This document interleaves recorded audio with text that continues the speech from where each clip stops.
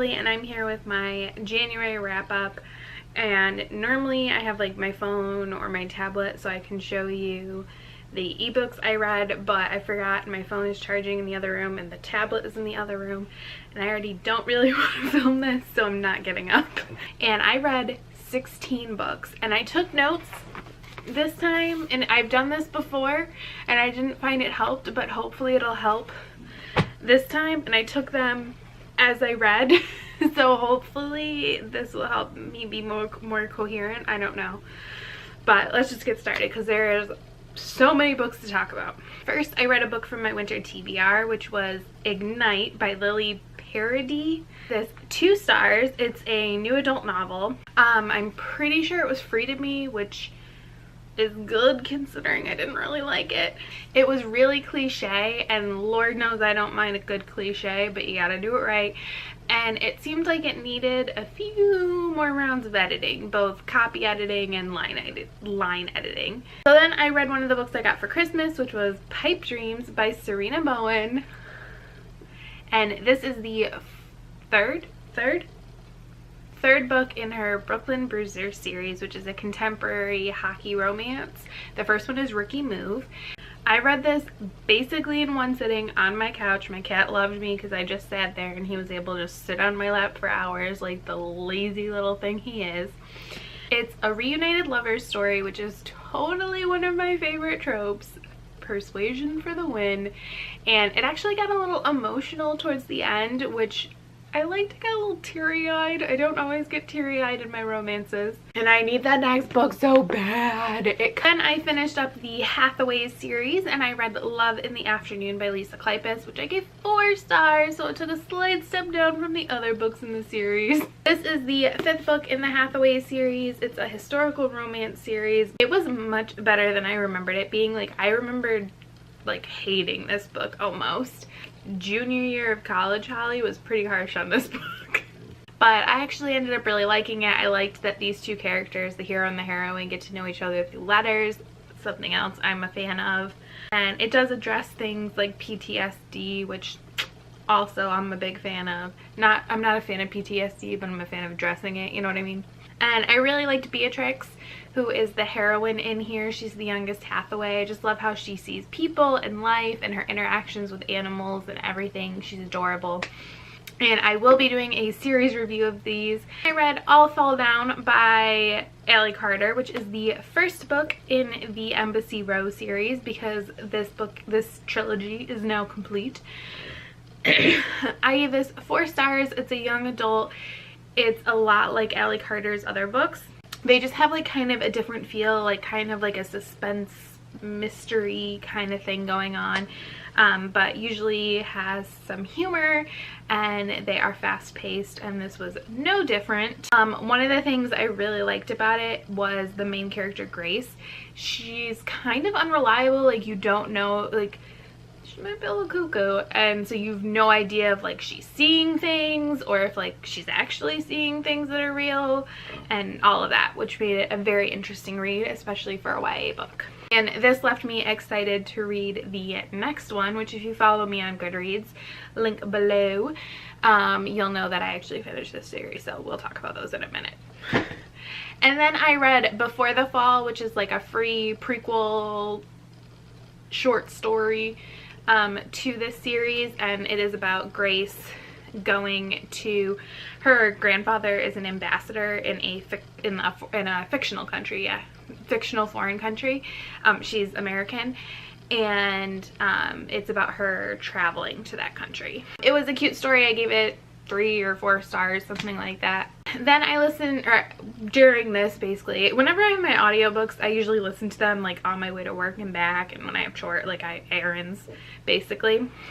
So I listened to Defying the Nazis, The Sharps War by Artemis something. I'll try and put it here for you. So this is actually about the author's grandparents, which is kind of interesting. And this couple spent many years across Europe, starting in like Czechoslovakia, saving people from the Nazis. They're Unitarians, and the church kind of sent them, or kind of did send them over to help people get relief and get escape from the Nazis, and they continued to help basically like during the rise of the Nazis and then the fall, all across Europe. I had never heard of them before, and what they did is very brave and inspiring, and I'm glad that there is a book out there about them. I read Blood Fury by J.R. Ward, which is the latest and maybe last book in the Black Dagger Legacy series. Gave it 4 stars. I kind of hope it's not the last one. I've actually been enjoying these. It's a spin-off to her Black Dagger Brotherhood series. In theory, you could probably read them independently. I think Jessica from Peace Love Books has, like, she's read these, but she's only read like 2 of the Black Dagger Legacy or Brotherhood books. Just know if you do that, you're totally getting spoiled for a lot in the Black Dagger Brotherhood series. But you do you. This is probably my favorite out of the series. There's kind of 2 storylines and 2 romances, and they were both really well developed and interesting. Like with the other books, there was usually one romance that I felt more drawn to, and here both of them were beautiful. You get them, Saxton. You finally be happy. And I just enjoyed being with all 4 POVs, and I usually hate books that alternate POVs. And I read Snow Like Ashes by Sarah Rosh, which I gave 3 stars. I had been curious about this, and then I was binging some Haley and Bookland videos, and she was like raving about the series. And I was like, okay, I'll finally do it. And I got it from my library. This is the first book in a young adult fantasy trilogy. I was really disappointed by it. I found it to be obnoxiously predictable. And I can't believe these words are coming out of my mouth, like my mouth. But the romance was too much. And it wasn't even that much, but it was too much. Like, it just felt so forced. It was like Sarah Rosh was like, I'm writing a YA fantasy. There must be romance. I like the idea of the world with the kingdoms being based on like seasons and everything. I think that is really interesting. And I think the magic system has potential, but the characters were just not there for me. So I'm not sure if I'll read this series, like if I'll continue. If you think I should give it a shot, like tell me what you think. Does it get better? Did you have the same feelings as me? Should I just go spoil myself? Because I don't really care what happens, actually. Then I got The Proposal by Meg Cabot, which is a novella in her Mediator series. So it comes after the Mediator series proper and is right before Remembrance, and I was able to borrow this from my library, and I gave it 3 stars. It kind of, I think, is setting up the adult book, which I plan on reading in February. I actually plan on starting it tomorrow from when I'm filming this. It was cute and funny, and it was nice to spend time with Suze and Jesse again, but it was a little rushed with like the mystery ghost story elements. And then I got The Chosen by J.R. Ward from the library, which I was super lucky to be able to get this as fast as I did because this was a brand new release in January. I had requested it back in December as like a pre-order hold or something. So, and I gave this 4 stars. This is the 15th book in the Black Dagger Brotherhood series. And I actually ended up liking the love story between, like, I don't know how you say his name, Shore, I don't know how to say your name, and Layla, which surprised me because I was not super, like, on them in the earlier books because this has been, like, kind of breadcrumbed for a few books now. And I had trouble putting the book down, which is always a good sign. Because I just needed to know like what was going to happen and what was going to happen in that, like, things were so high stakes. I thought this was better than some of the more recent books in this series, but there were some things that I had issues with some of the side characters. Mainly, I'm not going to talk about spoilers, but I'm going to say this. Quinn, I think, is dead to me. I can't. I don't even know if I can ever reread Lover at Last.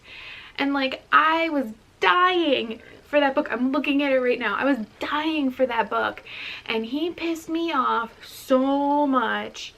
And then V. Oh, you little effer, man. I don't know what the hell he is thinking. I'm so mad right now because I don't even want to read the next book because of the main couple it's about. I literally like have skimmed their chapters in the previous books, and because they weren't in this one really, I was so excited. I thought we were just like, oh, we're not going to talk about that anymore. No. So I don't know what I'm going to do. I might read spoilers. And also if like this V storyline goes the way it's setting up, I'm done. Like I can't handle it. I can't. So I may just spoil myself when the new book comes out. So then I read See How They Run by Ellie Carter, which is the second book in the Embassy Road trilogy. This is, I believe, a British edition. My mom had accidentally bought this for me, but it's cool, whatever. I'll read it. It's a book. I don't care what edition it is. This was super tense, and things got even more hardcore serious in this book. Like, then all fell down. It was, now I don't, do I trust Grace? Do I trust anybody? Like, but I am really enjoying these. I do really like Grace. I say I don't trust her, but I do like her. And then I read One Dance with a Duke by Tessa Dare. I gave 4 stars. This is the first book in her Stud Club trilogy, and it's a historical romance because I've been feeling the Tessa Dare, you know, vibes. And I've read all of her new books. I've actually read this series before, but it was so long ago I don't even remember them. So I was able to get this from the library. This is a marriage of convenience story, which is one of my favorite tropes. Talking about it this month in my trope series. There is a murder mystery running through this, and I believe it doesn't solve in this book. I believe it goes through the whole series. So that's kind of interesting. The romance has a ton of chemistry, and the hero Spencer kind of an a-hole, and some people might have issues with him. He doesn't bother me too much because I think Amelia does a really good job of standing up to him. Like at one point, I said this in my review, he like pulls him aside and is basically like, you will never speak to me like that again. And then he like doesn't. So isn't my favorite Tessa Dare book, but it was a good read and I'm glad to have read it. And then I read Take the Key and Lock Her Up, the final book in the Busy Row series by Ellie Carter. Also known as my first 5-star read of the year. So excited. So this, like I said, is the final book in the Embassy Row series. I do plan on doing a series review for this. Oh my gosh, this was so good. It was so crazy. I had no idea what was going on. Like every time I thought I figured something out, just like 10 more things happen in like the best way. And I just like had that like anxious feeling in the pit of my stomach, and oh, I loved it. And I really enjoyed this series. Like I said, I plan on doing a series review. So then I finished The Secret Garden, which I apparently forgot to bring out here from my bedroom because I was reading that at night. I have been reading it for like 2 years because I've been really lazy about doing some nightly reading. I gave it 5 stars, of course, always a favorite. This is like, if you ask me my favorite book, I'm going to tell you this because it's by Frances Hodgson Burnett. I can't remember if I said that or not. And it's just a really beautiful story. I love reading it. I've reread it so many times, and if I ever have kids, I may have said this before in my book memories for it, if I ever have kids, this will be in my hospital bag, so it can be the first thing I ever read to them. Back to Mary on so many levels. If you follow me on Goodreads or Twitter, you'll see that my name is Anya Lennox, and the Lennox part comes from Mary. That's her last name. It's Mary Lennox. That's not my name at all. My name is Holly. I read Carry On, but I just finished this today and I haven't put the dust. I don't read my books with the dust jackets on them, so if you want to see it. I cannot believe I finished this by Rimble Rowell, but like I could not finish it for some reason. I gave it 2 stars. It was such a disappointing read. Like, I loved A Fangirl, and I do want to say my dislike of this book has nothing to do with having read Harry Potter growing up, because I saw some reviews where people were saying like, oh well, it's all the Harry Potter people, they're just mad. Like, I read Harry Potter. I loved Harry Potter. It was just slow, and I found the characters to be incredibly uninteresting, and I think it was an admirable effort, but it just kind of felt like a lot of words, like unnecessary words. It felt a lot like fan fiction. Like, I'm not, no shade to fan fiction, because I don't read it anymore really, but I did in high school and college. I was super hardcore, and I read some weird fan fiction, like fan fictions for some really weird like things that you wouldn't expect there to even be fan fiction about. But it felt like that kind of stuff where it's just like, it's so wandery, and like, and it's just not what I'm looking for in a book, especially when it's over 500 pages. This probably would have been a 1-star read, which I'm not even sure I've ever given a 1-star read, but the last like 50 pages, you know, things happened at least, and I was like engaged, so I bumped it up to 2 stars, but I plan on getting rid of this.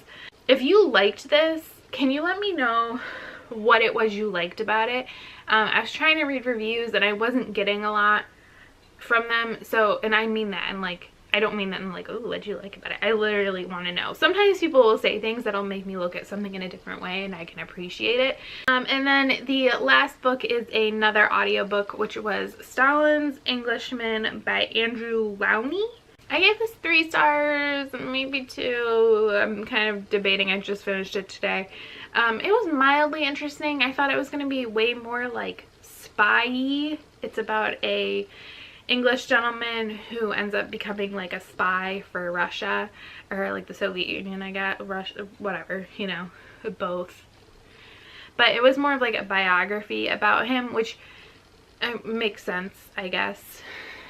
Didn't promise to not be that, but that's just not what I was expecting when I had requested it from the library. And it was like maybe a tinge too long. Like it would get a little rambly at times. I liked the narrator's voice. Those are the 16 books I read or listened to in the month of January. If you have any comments or questions, feel free to leave them down below.